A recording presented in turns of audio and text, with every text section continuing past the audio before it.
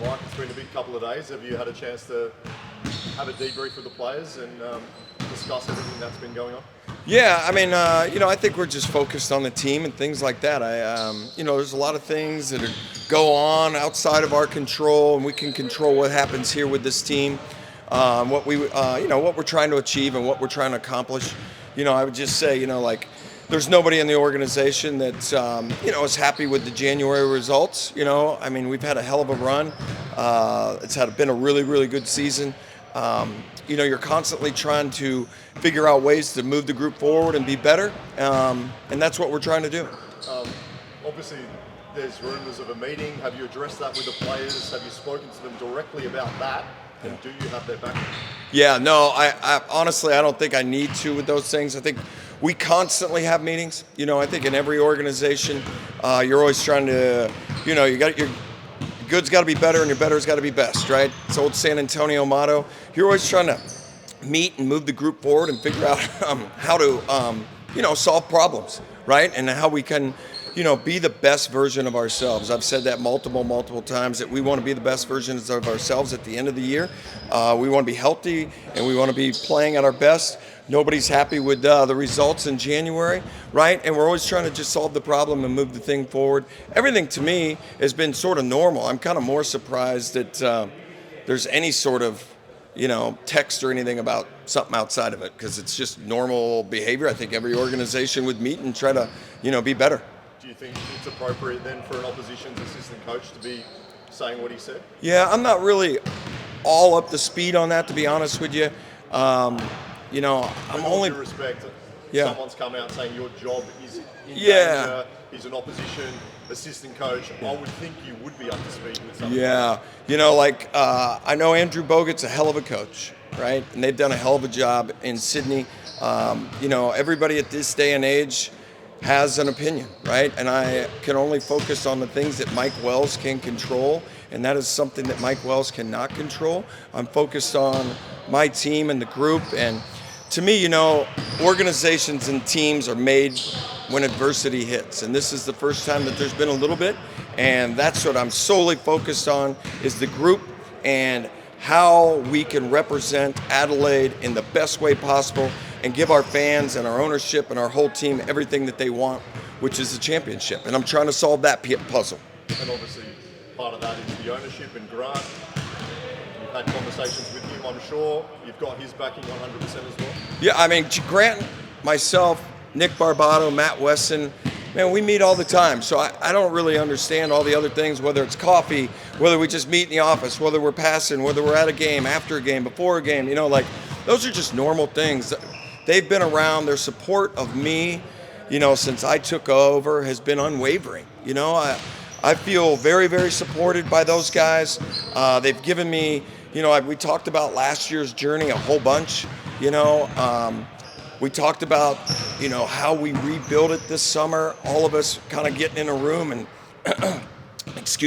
trying to figure out to do the best version of what the 36ers should look like.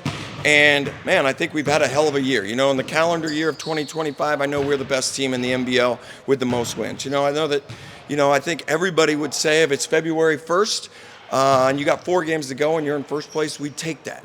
The journey has been quite a run. I'm super proud of what this group's accomplished. I'm very, the support internally has been great. I'm excited about the last 4 games and potentially what we can achieve to end this year. Is there something, drama seemed to follow the Adelaide 36ers for a few years now, so it's not just since you've arrived, but Well, that's good to know.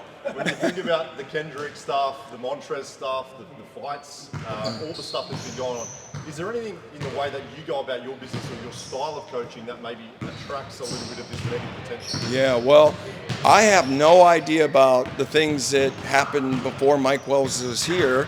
I can't comment on any of that stuff, right? I have no idea. With last year's team, like I've said multiple times, we had a very good group individually, and we had some personalities that maybe just didn't mix together quite the way we wanted it to. But that group, I'm extremely proud of that group in a lot of ways, like the leadership that Jason Kadee and Sunday Deach provided me, DJ and Ice and that stuff. Kendrick what he did here as a 36er was tremendous, right? What Trez accomplished was tremendous, and what we did with that group is that January 30th, from that point on, we were a very good team, and we tried to keep it going and winning games and to get that group into the playoffs and to win a playoff game, and we all felt the pain of that last game, but super proud of that group, and then we tried to remake it. I don't think there's anything that's happened here internally other than, wow, we lost a couple of games. And I think that every team and every organization has up and downs through the season. That's just part of it, right? Whether you have it early in the season, middle of the season, towards the end of the season, those things happen. Ours just happened to be a little bit later. And if 4-4 is our adversity, I'll take it. The schedule has been incredibly difficult. Like, the amount of travel you guys have done in the last 3 weeks has been crazy. That aside, why are you not getting the results? Yeah, that's the part where you meet and you talk and you try to figure things out, right? I mean, I don't want to make any excuses. I've never stood up here and made excuses. There's probably multiple different things.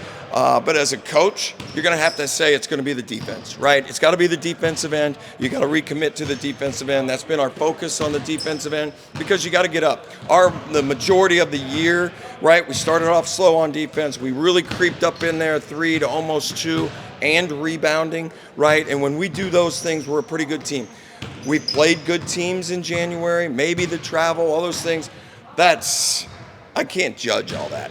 But I know that when we defend and when we rebound, we're a really, really pretty good team. And that's the things we've been focusing on because that's something that we can definitely control. Mike, there's an understanding that King's coaching staff have apologised to the GM at Western. Is that your understanding as well? I do not know, to be honest with you on that one. I've been with the team. I'm not sure. Would you welcome an apology, though, if that was the case? It has nothing to do with me, to be honest with you. That's with GK, Matt, those guys. How do you get out of the form slump that you're in? How do you get out of the current form slump you're in leading into the playoffs? Yeah, well, the great thing on this opportunity to me is, we still kind of control our own destiny. We have a hell of a schedule. We got some really good teams. And like I just said, I think the focus has got to get back to the defense end of the floor. That's our focus, and then we got to rebound. And then as you get up into the front court, right, it's going to be about how you handle the ball, and you got to avoid those turnovers. For the majority of the season, we've been a low turnover team. Our turnovers have also crept up. But, we're a very good team in the first 6-7 seconds of the shot clock. The middle part is always going to be where teams struggle the most, and we're a very good shot making team at the end of the shot clock. Your focus has got to be on execution in the half court, and that's that middle part of the shot clock. How's Isaac to me? Yeah, I think he's on the road to recovery. He needed a couple days. I would say the games and the minutes and the travel probably just wore on him. He's had a hell of a season. Super proud of him and what he's accomplished and how he's helped us on both ends. So, he needed a little bit of rest in that game. He wasn't quite sure where he was, so I made it easy for him. I shut him down. I probably should have let everybody know, because then it forces us into a little more of multiple minutes in small ball, right? You have only Z in that time without Nick on the roster that night, and rebounding becomes a little bit of an issue, right? So, hopefully he'll be healed up and ready to go, but we'll see how he responds. We're doing everything we can.